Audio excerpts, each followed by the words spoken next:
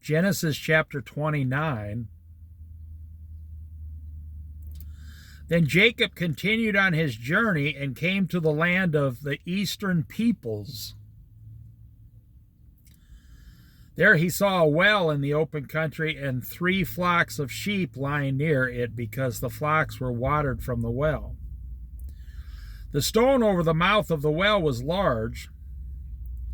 When all the flocks were gathered there, the shepherds would roll the stone away from the well's mouth and water the sheep. Then they would return the stone to its place over the mouth of the well.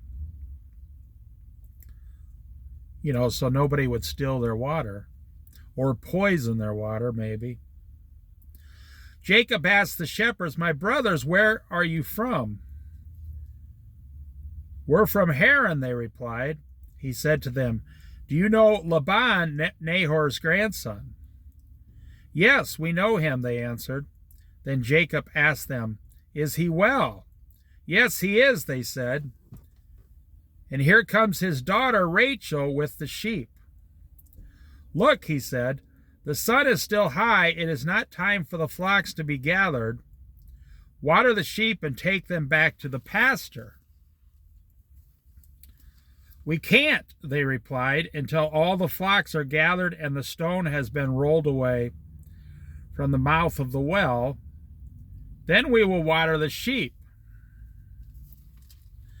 While he was still talking with them, Rachel came with her father's sheep, for she was a shepherd. When Jacob saw Rachel's daughter of his uncle Laban and Laban's sheep, he went over and rolled the stone away from the mouth of the well and watered his uncle's sheep. Then Jacob kissed Rachel and began to weep aloud. He had told Rachel that he was a relative of her father and a son of Rebekah. So she ran and told her father. As soon as Laban heard the news about Jacob, his sister's son, he hurried to meet him. He embraced him and kissed him and brought him into his home. And there Jacob told him all these things. Then Laban said to him, "You are my only flesh and blood." After Jacob had stayed with him for a whole month, Laban said to him, "Just because you are a relative of mine, should you work for me for nothing? Tell me what your wages should be." Now Laban had 2 daughters. The name of the older was Leah, and the name of the younger was Rachel. Leah had weak eyes, but Rachel had a lovely figure and was beautiful. Jacob was in love with Rachel and said, "I'll work for you 7 years in return for your younger daughter Rachel." Laban said, "It's better that I give her to you than to some other man. Stay here with me." So Jacob served 7 years to get Rachel, but they seemed only like a few days to him because of his love for her.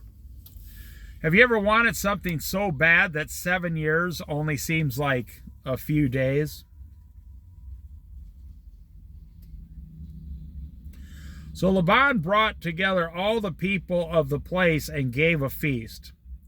But when evening came, he took his daughter Leah and brought her to Jacob, and Jacob made love to her. Now, how is this possible? Well, back then, they covered their faces, especially during a wedding. A bride back then would cover her face, her head, everything. And there was lots of drinking and partying and jumping up and down. And when it was time to go into the tent and sleep with your new wife, he must not have taken the covering off her face. So they tricked him to sleeping with the older daughter first, because his uncle was thinking the older daughter will never have a husband because she's not that attractive. So he's tricking him. And Jacob becomes very angry. Then Jacob said to Laban,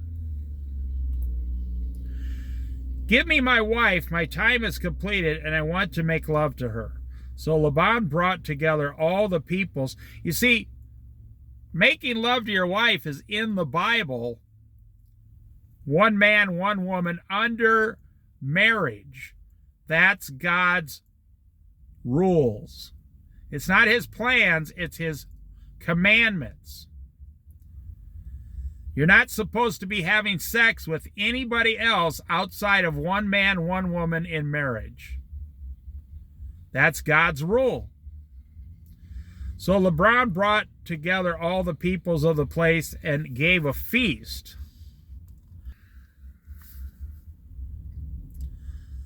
But when evening came, he took his daughter Leah and brought her to Jacob, and Jacob made love to her.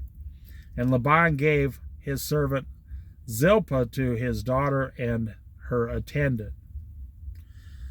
When morning came, there was Leah. So Jacob said to Laban, "What is this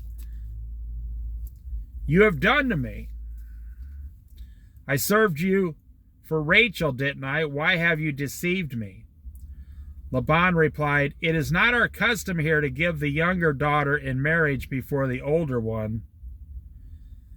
Finish the daughter's bridal week, then he will give you the younger one also, in return for another 7 years of work." See, the father-in-law is making excuses to get both women married off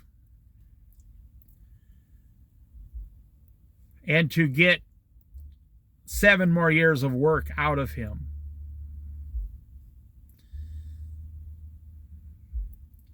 But it's all God's plan. God's the one that determines the outcome. And Jacob did so. He finished the week with Leah, and then Laban gave him his daughter Rachel to be his wife. Laban gave his servant Bilhah to his daughter Rachel as her attendant. Jacob made love to Rachel also, and his love for Rachel was greater than his love for Leah. And he worked for Laban another 7 years. But later on, he learns to love Leah greatly. And I believe, if I'm correct, she has the most children.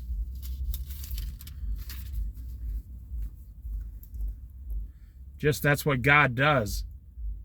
He takes the lesser of the two and increases them more. It happens over and over and over. That's God's motives right there. He takes what the world is throwing away and makes nations out of them. Like King David was just a shepherd boy.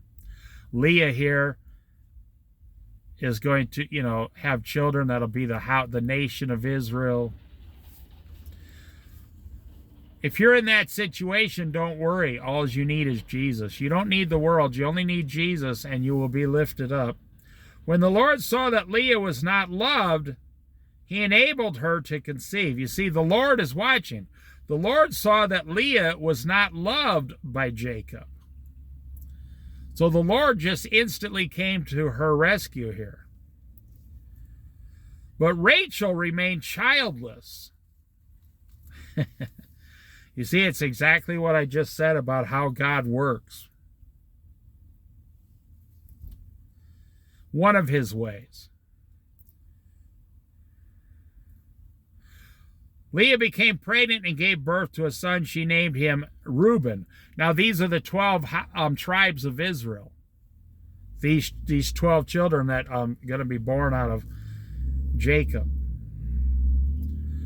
For she said, "It is because of the Lord has seen my misery. Surely my husband will love me now."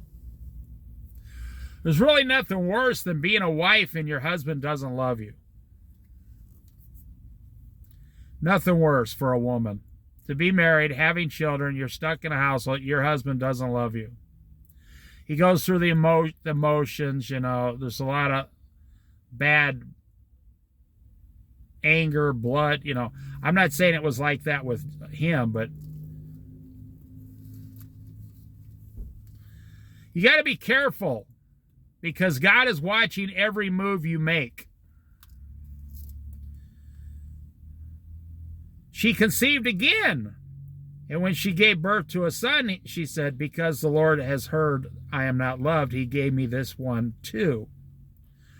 So she named him Simeon. Again she conceived, and when she gave birth to a son, she said,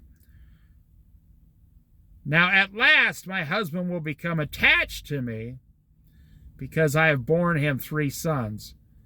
So he was named Levi. She conceived again. And when she gave birth to a son, she said, this time I will praise the Lord. So she named him Judah. Then she stopped having children for a while anyways. The Lord gave the I don't have a better word to put it, but the Lord gave the ugly girl the 4 children and the beautiful girl no children yet. You see how the Lord operates?